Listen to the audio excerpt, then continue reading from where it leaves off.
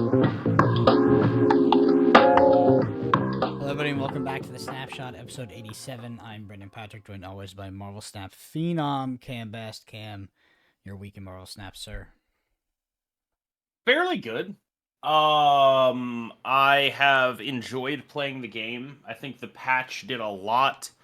I feel like I was closer to right about a lot of my early impressions. Like whenever a patch comes out, I don't necessarily grade myself, but like I think about what I got right and what I got wrong about my day one understanding of that patch in order to better predict things in the future because like I make the patch video. By the way, do we have to talk about the leak thing?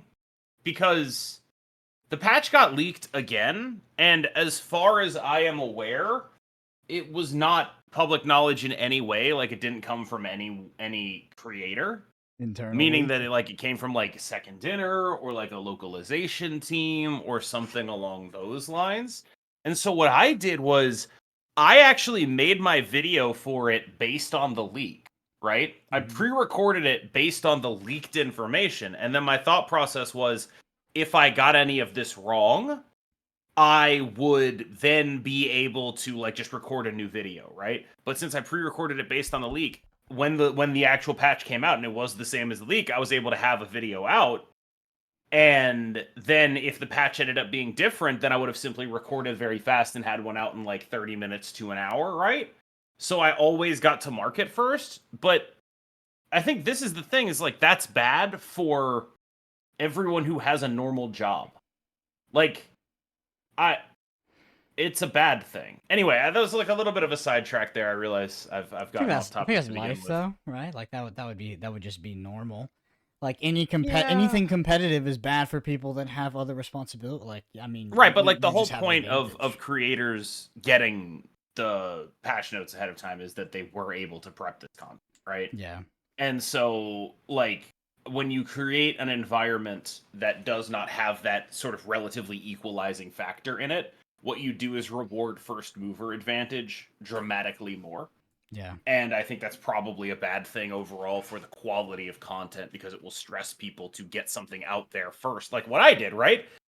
Record on the leaks and then just hope it ends up being the actual thing. like imagine you're someone who, I don't know, pays an editor or like does actual editing and isn't just sitting in front of a bed sheet, right? Or imagine you're cozy, right? Like you need that lead time in order to make good content. And so I don't know. I'm disappointed at how many leaks apparently may have originated within the creator program, and I'm also disappointed that it leaked again. And I don't think they're. I'm not very happy with it. Basically, I'm sad. I'm not like mad, but I think I'm sad basically because like that video did very well for me and really reinforced just how important first mover advantage is and how much that is bad in a world where, again, hypothetically speaking, we may not have gotten the notes. Who do you think the mole is? You. Shit. Shit. Come on. Yeah, no, it couldn't be me. All right. Let's go through this OTA. Let's talk about this patch. So first off, we had Loki. This is the card we talked a lot about last week, and this was the card at the top of everybody's list. It moved from a 3/5 to a 2/2, and it no longer draws the card.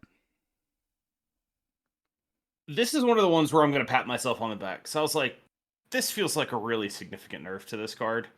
Yeah. Like something that actually matters. And then a bunch of other people who I will not name names for, but a bunch of other people were like, I just got Loki'd on turn one. This is worse than ever. Huh.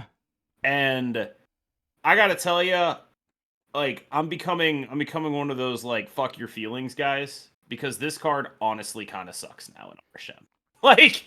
Like I could not find a world where RSM Loki was something I wanted to be doing instead of a lot of other stuff right now.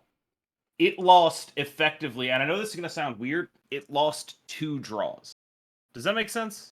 Well, explain. Because it this actually I'm thinking through and it doesn't make sense. But like it lost 3 power and a draw is how I would phrase it, right? And that's like literally that is literally what happened, but also it's like you feel it both ways. Because when you played the 3/5 Loki and RSM on turn 2, you got as many cards from their deck as you do with this current Loki on turn 1. But it had 3 more power, and you got to draw an extra one of your cards beforehand when you made that decision. And playing a 3/5 Loki is fine on turn 3, on turn 4, on turn 5. Mix it in with other stuff. All that is fine. Playing 2/2 Loki pretty much sucks in all of those situations. This card is so much worse. It's honestly incredible. And I think it really goes to show just how much of the power of Loki is not having a discount on your stuff, but having a lot of stuff. The original Loki was turning bad cards into your hand into cards that were relevant and impactful and strong because they had a discount, right? It was effectively not necessarily literally drawing cards, but it was giving you things that were relevant. It was creating relevant cards out of nothing. The Loki that was a 3/5 was drawing a card with a good body. Loki, this is my Loki thesis. People think of it as a discount card. Loki is a card advantage card. And that is what has been good about him previously, and that is why this iteration of him is not. Interesting. Yeah, my first thoughts would have been it looked a bit obliterated. It's like 2/2 no draw. I thought it was gonna be 2/2 or no draw. I didn't think it was gonna be both. It's I'm pretty happy with it, honestly. Like, it's not unplayable in RSM. I was trying to snap it. It felt much more marginal, but it's still a good thing to do against a lot of matchups. Like, Loki's still, I think, a fine card. It's just like when we've experienced the glory of 3/5 draw card, it's hard to go back to this. It is hard to go back. All right. Well, we had Beast move from a 2/2 to a 3/5. I think this nerf was sort of drastically overstated, and I think bounce decks are going to be literally 100% fine. I could see that. Because I feel like, yeah, your Beast costing slightly more is. I mean, and we talked about the difference between 2/2, 3/5. So, I mean, you get the extra power. I could see this being reasonable, to be honest, because it's not like I was trying to curve out my Beast. Obviously, I was trying to play it with other things sometimes, but the +3 power is pretty relevant for the 1 energy cost. Huh. Yeah, like if they printed 3/5 Beast and 2/2 Beast, I would play both of those before I played Falcon, and I'm playing Falcon in every bounce deck, so yeah, 100%. This card's obviously still good enough to be in a bounce deck. Yeah, 100% agree with that one. Taskmaster moved from 5/0 to 6/0, so 1 more energy cost on Taskmaster. This seems to be something they said was forward facing. I assume that means it's related to either Symbiote Spider-Man or Move Bounce. Which we're going to talk about today. By the way, we have our power evaluations, so get ready for that. Anyway, Cannonball was in the cash, so it went from a 5/7 to a 5/8. I mean, didn't they say they were going to do that? Like, when they nerfed it, they were just like, let's get this guy the fuck out of here. We could probably give him his point of power later, and then he got his point of power back. I feel like saying Cannonball was like, you're taking a deliberately inflammatory line here rather than who, me? They're buffing a card that they said they would buff. Deliberately. A little bit of an inflammatory line. I do wonder, do we think that mattered? Like, is that why? Buff Cannonball when it's in a cache, buff Lady Deathstrike when it's on sale. I mean, it's been back to back, so again, I actually don't care if they do that kind of stuff, but it's just funny to poke fun at sometimes, you know. What is this Atuma change? Let me zoom in here. So Atuma 410. After each turn, destroy one of your cards here with less power instead of destroy this if you have another card here. Yeah, shockingly, going from unplayable to not unplayable is a big buff. Atuma's actually a pretty good card right now. It counters clog stuff. It allows you to, like, clean up your hood. It is the kind of thing that, like, in a metagame like this does and has found a home. I've been playing some Atuma Big Boys decks, which are very good into what is probably the least Shang-Chi meta we've ever had. The most Alioth, maybe, since the change to Alioth, I would say, probably. I checked the numbers on Untapped recently. Alioth is actually a higher play rate than Shang-Chi. Shang-Chi is at 22% and top 10% infinite, and that's as low as I can ever remember him being. Interesting. We had Destroyer go from a 6/16 to a 6/14. Now says destroy cards at other locations. ostensibly a buff. A lot of my friends who were playing like Nimrod Destroyer decks already said that it was a nerf, though, and I trust their expertise on this. I think that the logic there is the deck was already built to be like prepared for all the things to get destroyed and take advantage of that maximally. So Destroyer sort of went from a card where you build it like you take advantage of everything it gives you, all the parts of the Buffalo, to 60. Like, it's hard to explain. Hold on, let me try to work through this in my head. When you build a Destroyer deck, you build it to turn downside into upside, right? That means that when you reduce the downside, you reduce the net upside if the whole deck is built to turn that downside into upside, right? And let's say you have multiple Nimrods on multiple locations. You won't be destroying all of them now. And that's what the Destroyer decks are sort of meant to do. And so this is probably like a net buff. It makes the deck easier to play. But I think that's why some of my friends who were like sort of Destroyer mains, I guess, were a little bit perturbed by it. All right, and lastly, we had Copycat. The text on it changed. It no longer steals; it copies said card. People got so mad about So this. mad about this one. This is the one that people got mad about. This is the one I really It's saw. just it's the least impactful possible change. It doesn't do anything. But you don't understand how much of the pleasure of Copycat came from stealing the card. I think that is like honestly what it is. But like in the notes, they cited like, hey, you know, the pleasure you feel from stealing it is reversed by the pain your opponent feels from that. And yeah, so that's it's like the point. yeah, but it's also like, okay, her name's Copycat, not Steely Cat. All right. I mean, okay, checkmate. Checkmate. But like, yeah, I don't know. People acted like this is like some sort of functional nerf to the card. Ridiculous assertion. I think here's my prediction for Copycat. What's going to happen is her play rate's going to drop like a rock, and people are going to be like, it's because of the nerf, and it's actually just going to be because people are playing speed. That's my prediction. That's my prediction for Copycat. All right, we had a new card come out this week, which was Emperor Hulking 611 at the start of the game. Not his name. What was that? It's not Hulking. What's his name? Hulkling. There's an L in there. It's like the Ron Burgundy of Marvel Snap cards. I just read what's on the notes. Wait, does our notes say Emperor Hulking? Mine says Emperor Hulking, but you know, I gotta talk to our intern who typed. Yeah, you gotta talk to the guy that wrote that. You gotta.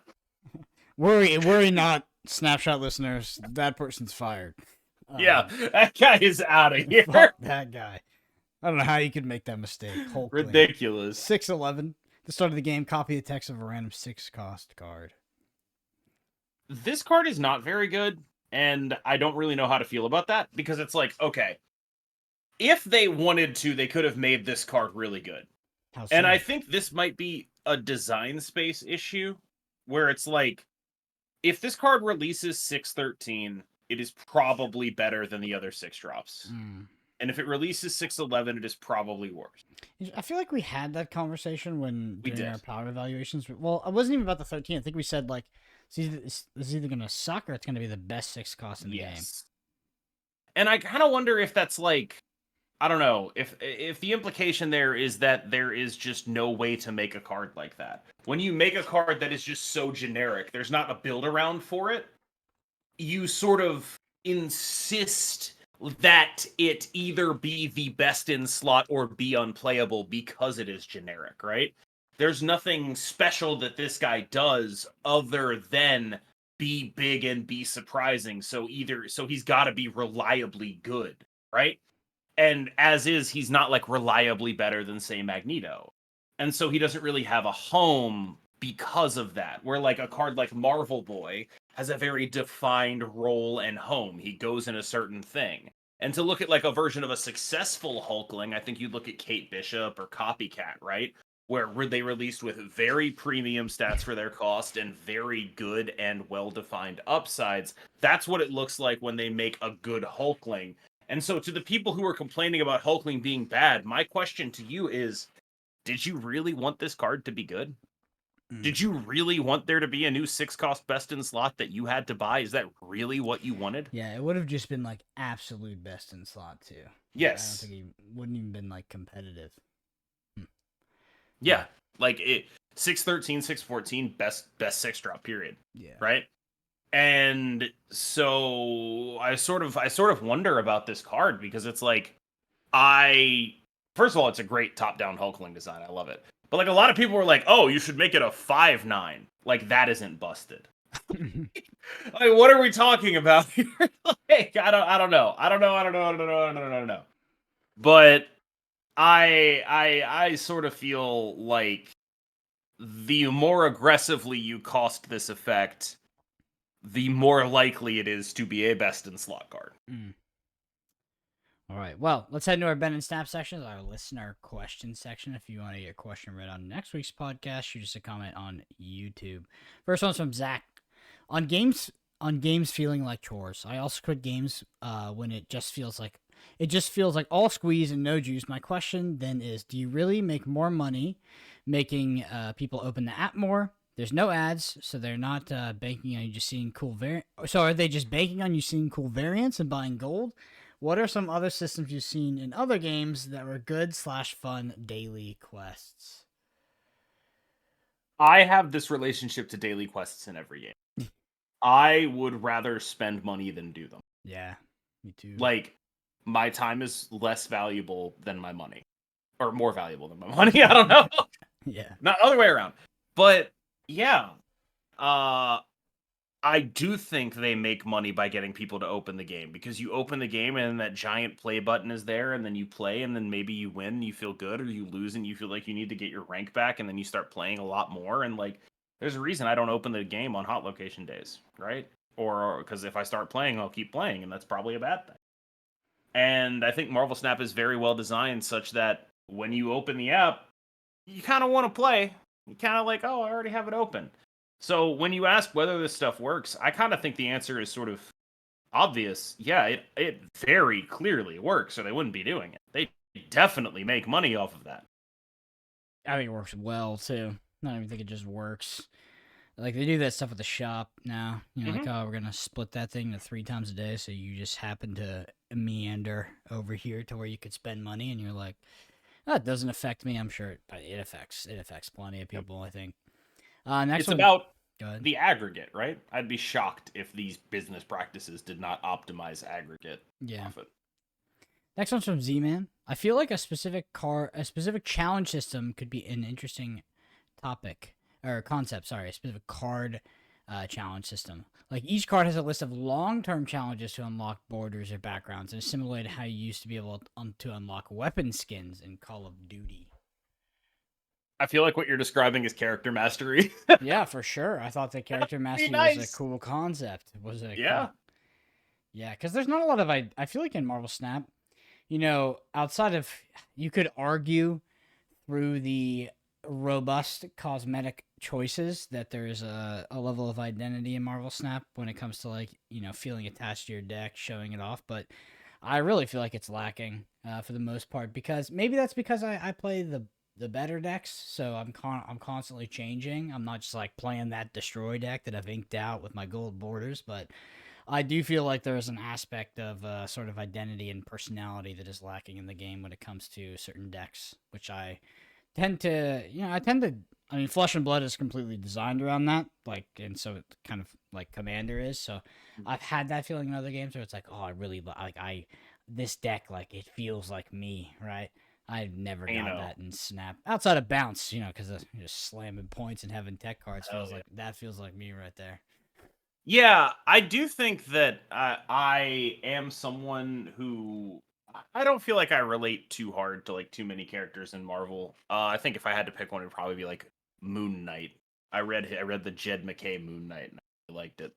Yeah. But yeah, it was very good. And like sappy note, it was just like very interesting to see someone who's like sort of like so Moon Knight, you know, multiple identities, but like the I guess quote unquote main one is a Jewish man who like very like because he works for a different god, right? He like very obviously left his faith. I find that fairly relatable, and like understanding what your faith gave to you. I don't know. There's a bunch of stuff in the Moon Knight thing that I like. I enjoy Moon Knight, but that doesn't mean I'm playing a lot of him because I enjoy Moon Knight. You know what I mean? You don't like Like, you don't like a symmetrical discard 3/3? I do think the card is actually fine now, and there's some pretty good decks with it, but it's just like I am. It doesn't feel like me. It feels like a game piece in the deck. I don't identify with like the pilot of the deck is always me. There's no, in hero character. There's no commander. There's Is there not like an that. archetypical aspect that you identify with? In what context? So like you could be, I mean, so in Snap, I guess archetypically you could be more of like a bounce kind of player. You could be, I mean, you could probably loop a lot of these kind of like Clog, Galactus, make your opponents suffer decks together. Something like Zoom or Point Slam. Like, is there anything like archetype wise you feel like that's Efficiency. yeah, just fucking winning? Yeah. Efficiency, optimization. I'm taking the fun out of your game. I mean, I agree with that. Yeah, character mastery would be dope. Why did they scrap that again? Or did they scrap that? I believe they ran into technical issues, which I don't know what that means. Like, a bunch of people in the YouTube comments tend to make the same joke, like, "Yeah, the technical issue if we wouldn't make any money Dude, on that's it." what Right? I was about to make that joke.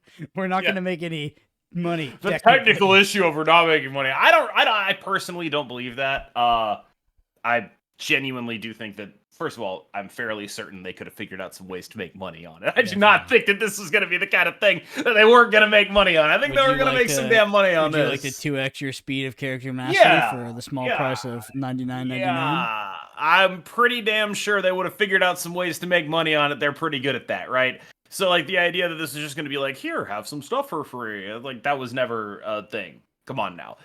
But I do think they like ran into like some sort of legitimate technical issue with either implementation or design of it that made it unworkable at the time. And I remember this was happening right about when the client was like really buggy. I don't know if there's like a legitimate I know next to nothing about the technical issues of game dev. But based on what I know from people I talk to, I believe the technical. All right, next one's from the Mighty. Just want to add to my point about the multiple nerf cards that you guys discussed in the Q&A. I strongly believe that if instead of nerfing new cards, they focused on meaningfully improving and reworking old cards, not a 2/3 Angel or a 5/5 Warlock, they could achieve much more diverse and fun metagame. Frankly speaking, I would not be opposed to a month of no new cards where they just work on improving what's already in the game, introduce some cool reworks to Forgotten Series 3 or lower. That would essentially feel as if new cards are being added. But releasing a new card every week makes it feel virtually impossible to properly playtest them. It leads to multiple new cards eventually needing nerfs. I'm sure they can do much better if they take a little breathers time to time. This is, with all due respect, and a very mixed up comment. Okay, so the first thing it wants is for the game to stop making money. Non-starter. Like, the game releases content, the majority of monetization, and I assume, is from people buying the cards. That's the thing. Like, I don't think this game is able to monetize off just cosmetics. So the first ask here is whatever percentage of money you are making on cards, don't make it. The second ask here is instead of releasing new cards, buff the cards everyone already has that you make no money on so that when you start releasing new cards again, we all have better options for them. The third thing being asked here is, and I think this is the one that's got me the most fucked up, is the underlying assumption that it is somehow easier to balance reworking an old card versus releasing a new card. Like they say, oh, they can't make one rework, one new card a week. That'll make the cards, they'll mess. There was no way to properly playtest that. But then they suggest buffing a bunch of old cards, which presumably is magically easier to properly playtest somehow.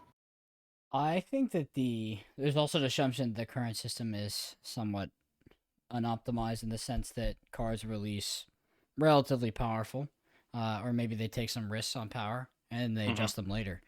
That's like their model. Like that. Yeah, that's literally that's the super thing they intentional. do. Yeah, it's super intentional. It's not that they're releasing them broken and then they kind of stop doing that, but that is their model. Is they want them to be desirable on release, and then because they have this cool tech flow, they can change them very dynamically. Like that's like supposed to be a plus, not a downside.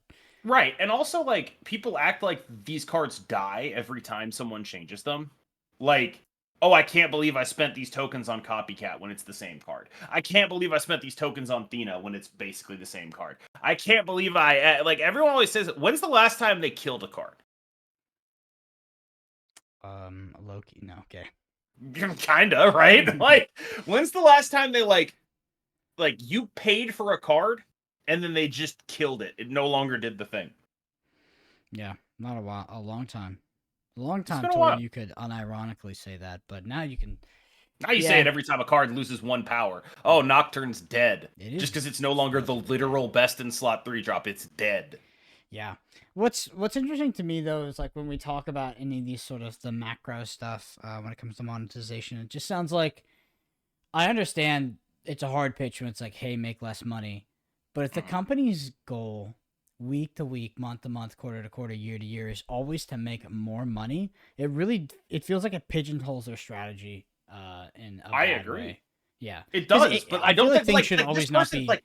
There should be some like larger, kind of like long-term thinking there rather than, we just have to make more money than we did yesterday on this day. I agree about the death drive of capitalism. I'm with you. Yeah. But what this person is suggesting is basically instead of power creeping cards I don't have, power creep cards I do have. Like what they're saying is if you're going to release stuff strong, give it to us for free. And that's the exact opposite of what any sane person trying to make a card game would do. Like, if you're gonna make stuff strong, the last thing it should be is the stuff that is free. Yeah, slight tangent, but what's funny is I think in the current digital CCG market, it's hard to make an argument against what Second Dinner is doing in the context of like, I just wish like since Legends of Runeterra died, it's like who's got a reasonable argument here that they should like stop doing anything they do. Like you can't. Like I don't think there's other really good examples of companies that are not doing what Second Dinner is doing and have like a live service card game that isn't fucking dead. Like it's just it's honestly I think that there was a time in the Snapshot like early in this this podcast life cycle, we even used the argument of like, hey, look at Legends and Runeterra. I never used that argument. I want you to know that I never I feel like it must have came up once because I didn't. You might have said that, but I have always been anti the look at Runeterra because that game never made any money even before it died. I feel like it died out of nowhere, but kind of. Like I thought it was doing okay. Let's say I thought it was doing okay. Not everybody has to make $100 million every year. Maybe they can get by a little bit less. My argument against Runeterra when it was alive was that game is hooked up to the Riot money hose and is not a game that stands on its own. And then it died, and I was like, "Ha! I knew it. I knew it all along." Yeah, Runeterra. I can't wait to watch like the 2 to 3 hour YouTube sort of breakdown on the history and death of Runeterra. That video's out yet. I would be surprised if it's not, but it would be fascinating. All right, next. But yeah, like hold on. I just want to circle back because I'm not sure I really articulated myself well during this. But like, this person is effectively asking for them to buff the cards that they own, and for them to not make any money making new cards. And I just think that like that's not realistic. First of all, like that's kind of just you can't do that. But the thing that really bothered me about this, because we've talked about the first part, what really bothered me about this was the idea that somehow it would magically be easier to test buffs to new cards than it is to test buffs to old cards than it is to test new cards. Yeah. I also fundamentally think that they don't have a playtesting issue. Like I know things are not perfect, but I think that this is like everything is kind of by design. in terms of like it getting tweaked to power level here or there. Like that's on purpose. Yeah. There's one thing that you say where you say like you always use like sometimes when I hear you talk, you say that you say to make no money.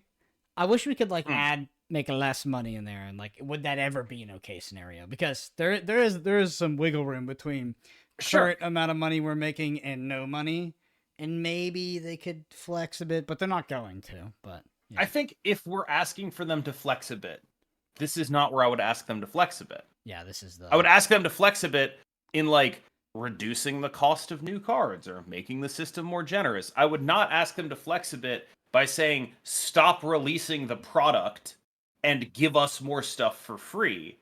I would ask them to moderate in a way that is beneficial to the community rather than just being like, hey, actually spend an entire month not releasing the product.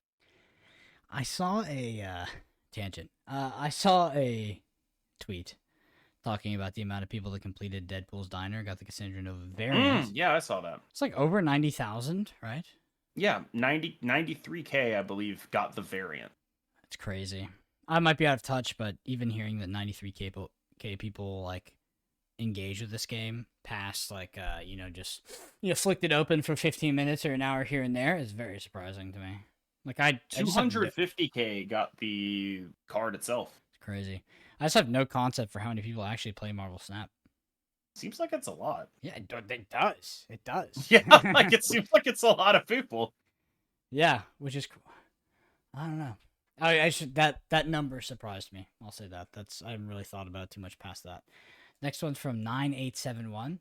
There's a massive difference between time/limited quests and long-term quests such achievements to work towards. A limited quest should always be something you do anyway, just as an encouragement to play the game regularly. Too many or too complicated, and it becomes a chore. Leave the complex goals for long-term achievements that players can choose how they engage with. Hearthstone has its issues, but the way they do daily/weekly quests and the extensive achievement system provides options and provides smaller rewards for how you want to play the game.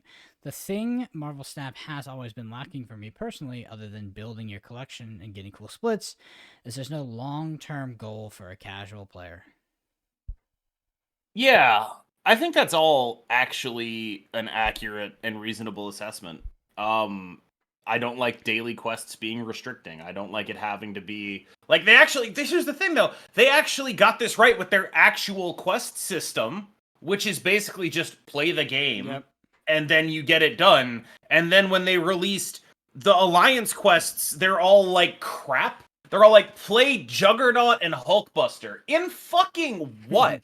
Go move cards 7 times. No, dude. Like, I have so many screenshots of the Alliance screen that is just like, move, destroy, 2 unplayable cards, discard, move, 2 unplayable cards, destroy, move. And it's just like, why do I have to like go into Proving Grounds with the shittiest deck of all time to grind out Alliance missions? No, why can't I just play the game? Yeah, I also like strongly agree with there's being like if you are a casual player and we're also assuming that you have a goal past just have the hedonistic fun in the moment, because that could be a goal, and that's probably a goal for the vast majority of the audience, to be honest, is like am I or am I not having fun in this little time waster I've decided to flick open this game. But in terms of like a long-term goal, it's like, why do I play Marvel Snap? There is not much there, to be honest. There is not much of like this meta progression, which I think they could really improve on. Next one's from Alan. Who's playing more Marvel Snap right now? Brendan or Lambie?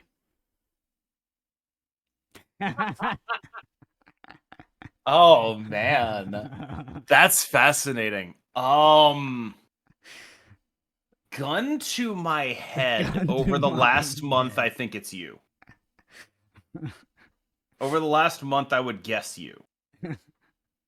That's my guess. That's hilarious. Yeah, Lambie, dude, I've been seeing so many Lambie tweets on his new game. He really likes it, looks like. Yeah. He's, making that booty coin. Yeah, hell yeah, bro. You got that booty coin. Got that booty coin, dude. Yeah, that's what's up. looks like they do have tournaments, which is cool. Yeah, he won one of them. Yeah, that, I don't blame him for focusing on a game where you can win $15,000. You know what I mean? Like- So, while I don't disagree with you, I think there's reasonable arguments against that. Like, if Marvel Snap was big enough, fuck the tournaments, because if you're a big enough content creator, you're gonna make that out on content creation. Not saying it is, or that he could do I it. don't. I can tell you that much. Yeah, I've never made that much in a month. It's not that I've never big, made but- close to that much in a month. It's not that. It's not that big, but there's arguments against it if you're a content creator, or possible arguments. But yeah, I mean, it has tournaments, which looks cool. The one thing I'll say about that game is, I just hope I gave it a shot once. I also Yeah. talked to Lane before I did. Man, the UI, I just could not get past it. Something about it Yep. just doesn't do it for me. It's It's the UI. It's really the UI. For me. so not the booty important. coin. It's not the fucking No. booty coin. I mean, Yeah. for me, it is the booty coin. But like the Fucking UI on give me the these booty games coin, I don't care. genuinely is so important. Yeah, It is- Theirs is so ass, and like I thought it was like, okay, I'll just get used to it. This is like, maybe just feels weird at first, because I've encountered things like that with you. I felt weird at Yeah. first. I got used to it, and now this one was just like, dude, this is fucking terrible. It's crazy when you go play a game in the genre that isn't Snap and you're just like, oh my god, why can't I do any of the things that I like? Bro, I play NTGO. Like my bar for Mhm. UI is pretty fucking low. That is a low bar. Their UI. That That game's bar, UI. that is, I never played MTGO. That game's UI, just something about it, just I cannot get past it. So we'll see. Because that game is almost identical to Lorcana, by the way. Lorcana doesn't have double Oh, draw. the banking system and Yeah, for sure. Like the mulligan system's similar, combat on board. In Lorcana, you don't have to draw 2 cards, but I was like, they took down Pixelborn, which is Lorcana's online equivalent. I was like, okay, maybe I'll play this game because I really enjoyed Lorcana. Mhm. I couldn't get it, but if they rework that UI, maybe I'll be back, and then I'll be Yeah. slinging booty coin on Twitter and fucking dumping on all of you and make y'all be rich. Oh yeah, pump and dump that booty coin, daddy.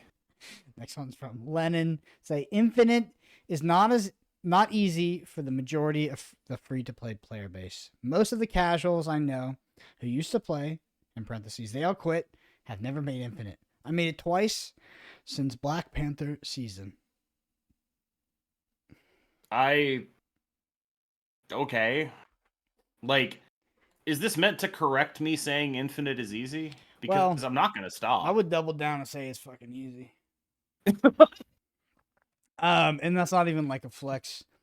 I'm not a free-to-play player, neither is Cam, but I actually feel like maybe I don't know what it's like to start. Like, isn't the operative word here casuals? Yeah, I've seen. Like- I was gonna argue like I don't know what it's like to start a new account, but I've seen people speed run Infinite on new accounts, and like I actually did it in 6, 8, maybe 10 months ago, and it was a joke. Yeah. It kind of irks me how much of a joke it is to get to Infinite. Like I don't know, I wish it was a little bit harder. I think it is by far the easiest quote unquote prestige rank in card games. For sure, for highest rank in our game, like it's like it feels disrespectful. It is by far the easiest when you compare it to like Legend and Hearthstone. Even in Runeterra getting, was it Masters? Mythic in MTG Arena. It is by far the easiest of those, and I've done all of those. Mm-hmm. A lot. Yeah, for sure. It's surprisingly easy. I would say I've gone through some hard Infinite climbs like year ago, more than a year ago, maybe. I had a couple hard ones. I know you've even had a hard one at one time. Yeah, back before the matchmaking was like functional, and so I was playing literally like the same five people the entirety of the 90s. Yeah, I had times where it took me like weeks to get to Infinite. Like it was a grind. I will say, like when I say like, oh, it was hard, I mean like it took 2 streams, or like it took one really long one. Like that's really what the hardest one for me was the Zabu season. I just played the same people over and over and over again.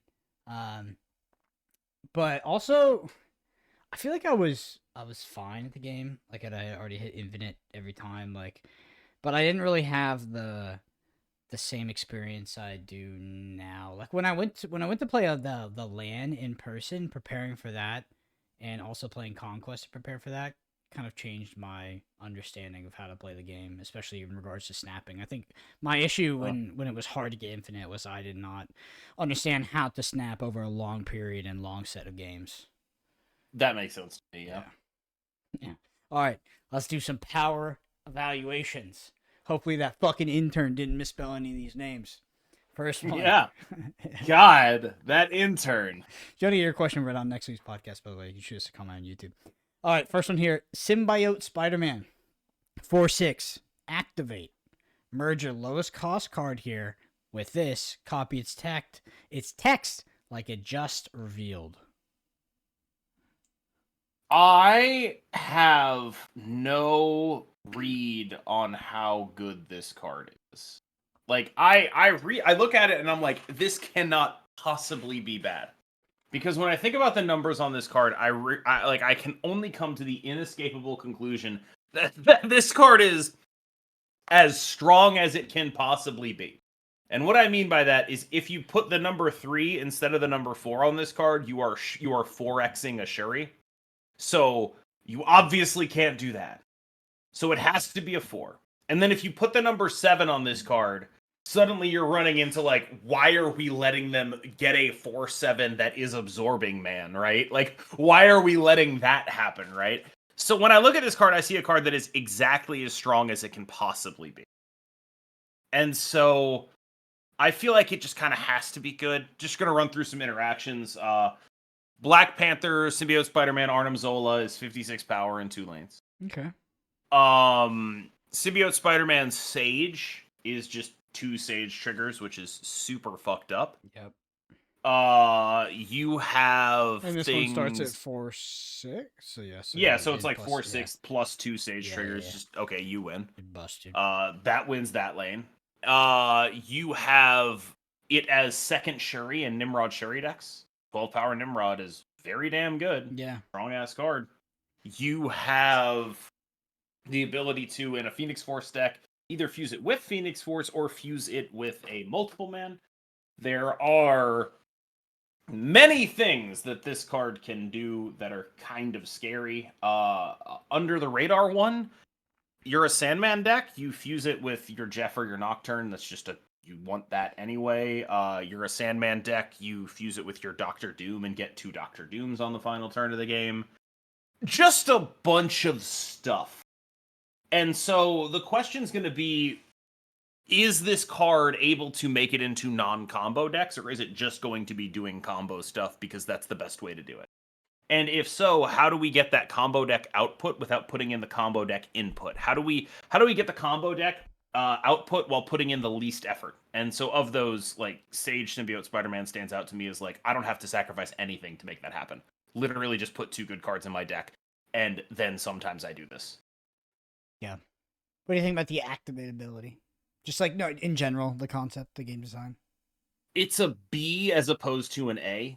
Okay. I don't think you can make you can't make a 6 cost activate because they can't activate when they're face down. Yep. Right, so you just can't do that. And it's harder to make a 5 cost activate, right? So I think just like by nature of the mechanic being restricted relatively, you kind of want it to be, you know,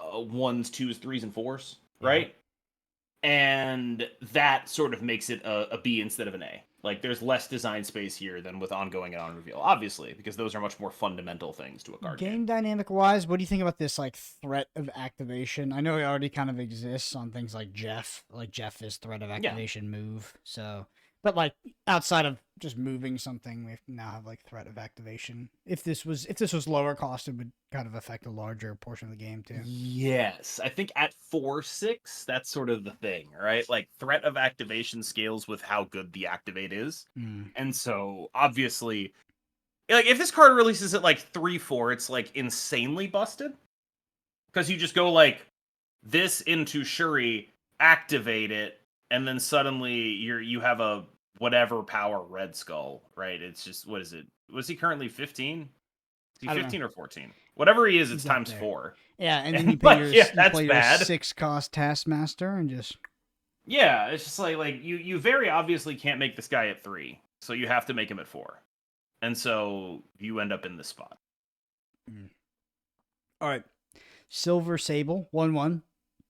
On reveal, steal 2 power from the top card of your opponent's deck. Imagine if Iceman and Korg had a baby. Okay. Oh, sorry, no, if Iceman and Rocket Raccoon had a baby. Or maybe Korg and Rocket Raccoon. The point is, probably Korg Rocket Raccoon's a better one. This is a scaling 1-drop that scales with the amount of times you bounce it, and also disrupts their draws. Oof. Yeah, it is it is a good bounce card. See, like, my potato brain seeing this for the first time wasn't immediately like, okay, let's activate this many times, but that's good. Yeah, this is a good bounce card. The only worry I have for this card, because I think it is just staple, right? Oof. It's Hood, it's Nico, it's this. Like, those are the staple bounce cards at the one spot, right? And that's what I see when I look at Silver Sable. It's possible. I mean, who knows, man? Maybe you just hit all your Rocket Raccoons, you know? Maybe you just always hit. If you always hit your Rocket Raccoons, he's a better card, right? If you're always hitting them, he's better. This is a big guy. But you aren't always hitting them. So, you know, there's going to be some mitigation there, where if you miss a single Rocket Raccoon, he probably ends up worse than this guy. Or this girl. And so you end up with this, I think, being like a staple bounce card. The issue I have for this is, will normal bounce survive in a world where move bounce might exist? I don't know. Can you play this card in a non-bounce deck? No. I don't think so either. Look, the bar I have for them making a 1-drop is so low. I'm just happy they made one that does a thing. Like I'm just happy they made a 1-drop that, like, oh, we actually understand the ways in which, like, this card demonstrates to me that they understand the ways in which 1-drops exist in the current Marvel Snap context, right? What 1-drops actually see play? The ones that do this, the bounce ones, those see play. Let's make a bounce card. Okay, we figured out how to make a 1-drop for the first time in literally, how long has it been? Because I know people are going to say Hydra Bob. I do not count that as a success. Like, Hydra Bob to me was a failure that they ended up having to just put a very absurd number on because it was a failure. Martyr was a failure. Have they ever made a 1-cost? Nico. Since Nico. Yeah, Nico, big W. Nico and Kitty. Those are the 1-costs. Yeah. Rip. And every 1-cost they've done since then. So literally this is the first 1-cost that they've released that I've been like, oh, they get it since that. All right. Madam Web. 2/1. Ongoing. You can move one of your other cards away from here each turn. This card scares the shit out of me. Okay. Like, every move card in the game is designed under a design paradigm that no longer. Yeah. Vulture, Dagger, Human Torch. They are all predicated on the fact that you have to spend both a card in your deck, a card in your hand, like an actual card or concrete resource, and the energy for that card, usually an underpowered one, in order to get their payoff. And once you have done that, each card only moves the cards one time. There are no cards that are moving things twice, you know? Just once. One card, one move payoff. Madam Web is 4? Like, she's like 4 of them? If you play Human Torch, Madam Web, you're moving stuff on 3, 4, 5, 6? What the hell? Like, this is a card that is... I find it hard to believe this is not very strong. Interesting. Any all chance of those scalers. It's Cheeks? Any chance? Any chance it's Cheeks? If everyone and their mother runs Red Guardian and other counters to it. Okay. All right, next up, Arana. 1/1. Activate. Arana? What do you want to call it? There's a little Enye over it. Aranya. Yeah. No, that's not a joke. I know, but the fucking intern didn't put that one on there. Aranya. Yeah, Aranya. You don't have to roll the R, but you should at least do the nya on the end. 1/1. Activate. Give the next card you play +2 power and move it to the right. Yeah, so this is an 8 power Human Torch extremely early. Horrifying. I'm fairly certain bouncing it doesn't reset the activate, and it wouldn't even be all that good if it did because it has to be on the board in order to do that stuff. Yeah, But why are you sure that it doesn't reset the activate, though? I feel like it would. I cannot cite my sources. Oh. No, no. I honestly am fairly sure that someone actually said something Like along the those guy lines. who They're leaked the like, one patch, time. he told me. Yeah, the guy who leaked the patch told me.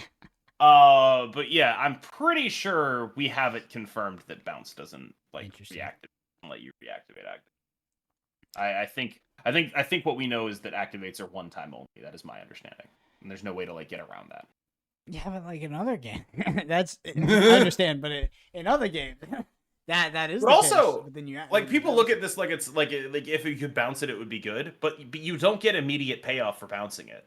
Like you have to play it, activate it, bounce it, play it again, wait a turn, activate it. Like it's harder to bounce anyway, even if that does work. Yeah. It would be way better if you could do that. But like, honestly, maybe I just assumed it, right? Because if you look at this card and you're like, oh, you can bounce this, they would never make it. Like, there's no way they would make this card if you could bounce and activate. There's a 0% chance, right? Maybe. I feel like this card's already strong as hell, and that's evaluating it without bouncing it. And if they're evaluating it with bouncing it, it's just like, you guys are high. There's no way. Maybe I just made all that up. Like, maybe I literally just assumed you couldn't bounce it, and we don't have it confirmed because of this card. I feel like you have better there's information just than no me, way. but every ounce of my TCG, like, There's no way. Spidey senses say that if something has an activated ability, it can only be activated once per turn or something like that. If you bounce it or you flicker it, you can do it again. It is how it works in many other games, yeah. Yeah. All right, last one. Scarlet Spider 4/5. Activate. Add an exact clone of this to another location. I kind of love this guy. What's a just a 4/10? Yeah, it's just a 4/10 with upside. Yeah. They just made a 4/10 with upside. Where's the hoop, Where's like bro? What? He wears like a sick ass hoodie. That's the downside. Yeah, this guy bangs. He's like just great. mini Doctor Doom. What's going on here? No, he's just great. But like, I honestly don't think he's like imbalanced or anything like that. He's just great, right? Like this is exactly the kind of card where it's like you should be able to feel safe releasing this, and it won't be like directly damaging to your game. This is like, here's the analogy for this card. It's like a copycat or nocturne type card. Mm-hmm. And 4s haven't had that in a really long time. 4s haven't had a cream of the crop curve card since Iron Lad was that card. Yeah, and it's been a while since then. Yeah. And we've seen a lot of that power being pushed into 3s and then drawn back. And like, I suppose it's possible that this card gets released at 4/5 and then gets put to 4/4 if it ends up being a problem, and that still ends up being fine. Because it probably will still end up being fine, and I don't really feel like if I buy Scarlet Spider, I'm going to be sad about that. It's still going to do the thing that I got it, right? But if I bought it to be fucking busted and then it wasn't fucking busted, that's yeah. But like, at this point, if you buy stuff to be fucking busted, you should expect that they're gonna do something about the fucking busted stuff, right? So in what world are you like? In what world are you like disappointed man over here? Like, yes. It's like, in what world are you like, this is busted? I hope they don't change it. Like, you've already identified it as busted. You see the problem here, right? Maybe I was wrong this time. This is busted. Let's hope nothing ever changes. Hey, bro, yeah. To be fair, Loki got away with that one for a long time. Yeah.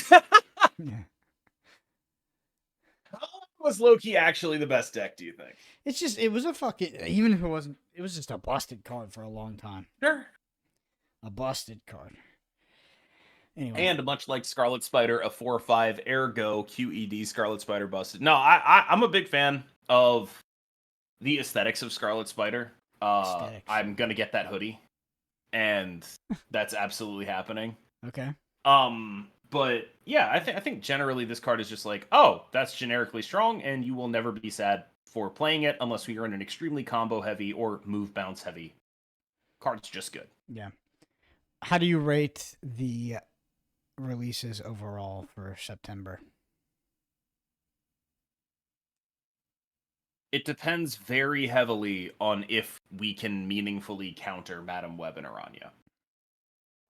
Okay. That deck is so scary to me that I think it would be a mistake for me to say anything other than those is one. If we are able to meaningfully deal with it, I think Scarlet Spider will be one.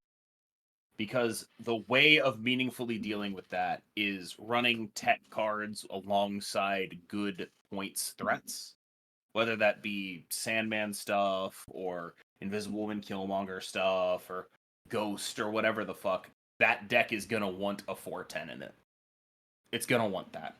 And so because of that, I think it would be one of those cards if I had to pick. I worry that Silver Sable is strong, but falls behind as a normal bounce card compared to the power of move bounce, which is just going to drop 64 power on your head. Yeah. All right. Well, we will update you throughout the month as we see the power level of these cards. Anyway, if you enjoy this podcast, then one thing you can do is leave us a review on Apple Podcasts or Spotify. Video version of this at youtube.com/the_snapshot. Twitter's at BrendanAPG, KM and Twitter, and KM streaming in the evening, sometimes not on hot locations, depends on Twitch drops, and anything else? It actually doesn't really depend on Twitch drops. Like, Ooh. yeah, I'm just kind of, I stream. It's the thing I do. Thank you. It is the thing everyone he does. who supports. Also, releases very, very punctual videos regarding patch notes. Oh, man. You gotta give up your guy eventually, bro.